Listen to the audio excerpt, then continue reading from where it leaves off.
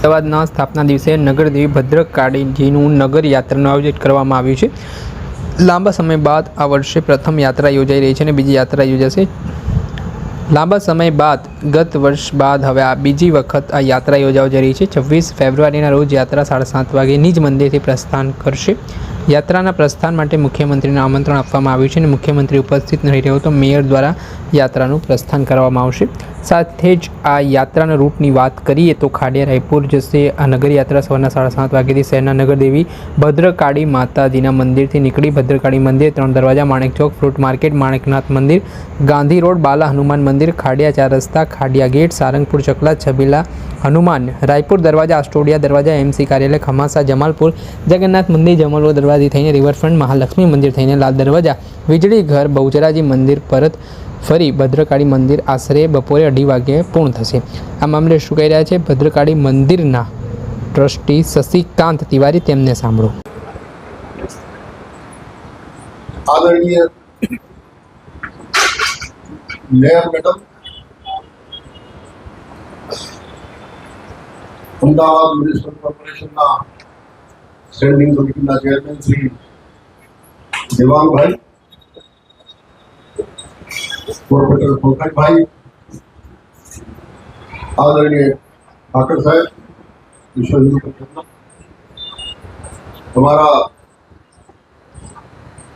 6 મહિનાના બીજા વારાદાર શ્રી સુરેશભાઈ અવસ્થી,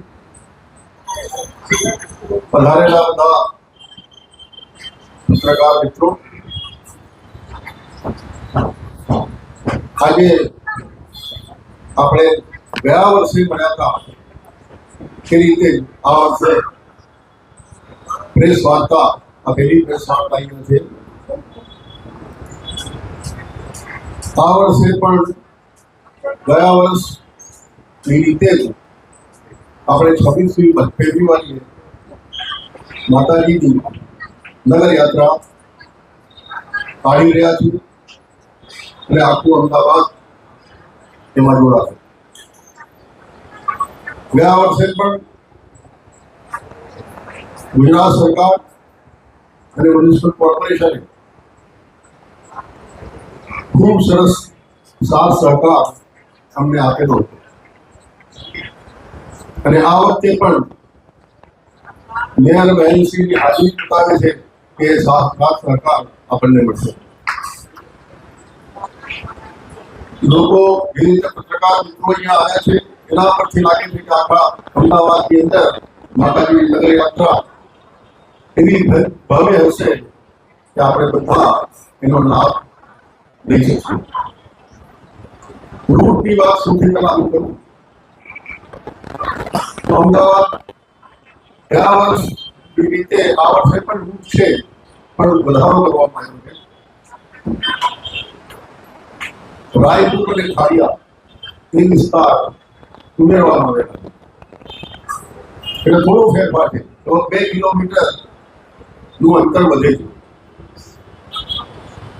ગયા વર્ષે આપણે 7 વાગે નીકળીને અને લગભગ 1:30 વાગે અહીંયા પાછા આવી ગયા હતા. આ વર્ષે 1 કલાક વધી શકે છે, ઘણી વાર. રૂટ હું કહું તો તમને અહીંયાથી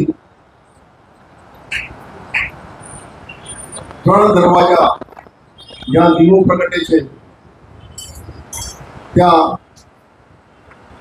રોકાઈને 1 મિનિટ માટે આગળ માણેકનાથ બાબાનું જે મંદિર છે માણેક ચોકમાં, ત્યાં જઈને માતાજી રોકાશે, ત્યાંના લોકોને દર્શન આપશે અને માણેકનાથ બાબાના જે મંદિરના લોકો છે માતાજીની આરતી ઉતારશે. ત્યાંથી નીકળીને રતનપોળ થઈને ખાડિયા 4 રસ્તા, ત્યાં પણ 5 મિનિટ રોકાશે માતાજીનો રથ. ત્યાંથી નીકળીને રાયપુર ચકલા, ચકલેશ્વર મહાદેવ, ત્યાં પણ રથ રોકાશે અને લોકોને દર્શન આપશે. ત્યાં ચકલેશ્વર મહાદેવના જે મંદિરના પૂજારીઓ છે તે માતાજીની આરતી ઉતારશે. ત્યાંથી આગળ વધી ધારની પોળ થઈને મ્યુનિસિપલ કોટા પર માતાજી પધારશે. ત્યાંના મંદિરના પૂજારીશ્રી તેમજ કોર્પોરેશનના અધિકારીશ્રીઓ, મેયર બહેન તે બધા માતાજીની આરતી ઉતારશે અને ત્યાંથી નીકળીને જગન્નાથ મંદિર, જમાલપુર થઈને જગન્નાથ મંદિર જ્યાં નગર દેવતા છે ત્યાં માતાજી અડધો કલાક માટે ત્યાં રોકાશે. ત્યાંના મહંત શ્રી દિલીપદાસજી મહારાજ, મેનેજિંગ ટ્રસ્ટી વગેરે માતાજીની આરતી ઉતારશે અને બધાને ત્યાં ચાની વ્યવસ્થા પણ રાખવામાં છે. ત્યાંથી થઈને રિવરફ્રન્ટ મહાલક્ષ્મી માતાજીનું મંદિર છે. આ માતાજી 15 થી 20 મિનિટનું ત્યાં પણ રોકાણ છે. ત્યાં બધાને માતાજી દર્શન આપશે. ત્યાં એ મંદિરના પૂજારી માતાજીની આરતી ઉતારશે. સાથે સાથે રિવરફ્રન્ટ પર પહોંચીને સાબરમતીની નદીની આરતી પણ ત્યાં અમે લોકો ઉતારવાના છીએ. ત્યાંથી થઈને વસંત ચોક ગણેશ મંદિરના પૂજારીઓ માતાજીની આરતી ઉતારશે અને ત્યાં થઈને બહુચર માતાજીના મંદિરે બહુચર માતાજીના જે પૂજારી લોકો છે તે માતાજીની આરતી ઉતારીને અને છેલ્લે અહીંયા માતાજી પધારશે પોતાના નિજ સ્થાને. અહીંયાથી એક નાનું 15 થી 20 મિનિટનો એક હવન થશે અને માતાજીને પછી ફરીથી પોતાની જગ્યા પર સ્થાપિત કરવામાં આવશે.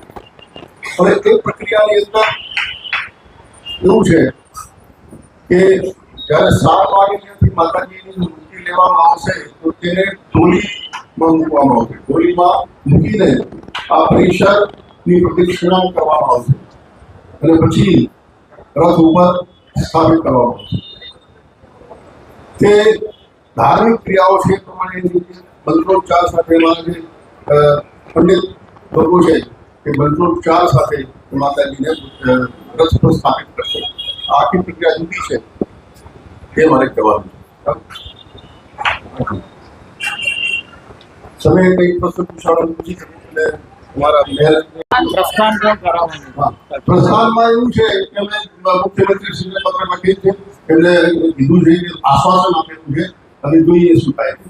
નહીં તો અમારા મેયરશ્રી તો છે જ મતલબ એ જો પ્રતાપ એના છે એટલે મેયરશ્રી તો છે જ બરાબર કે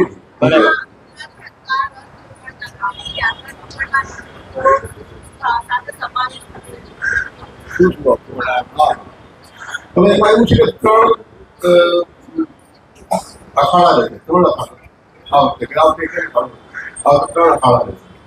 3 ભજન મંડળીઓ લગભગ 5 થી 7 પ્રસાદીના છોટા હાથી રહેશે એમના ટ્રક વગેરે.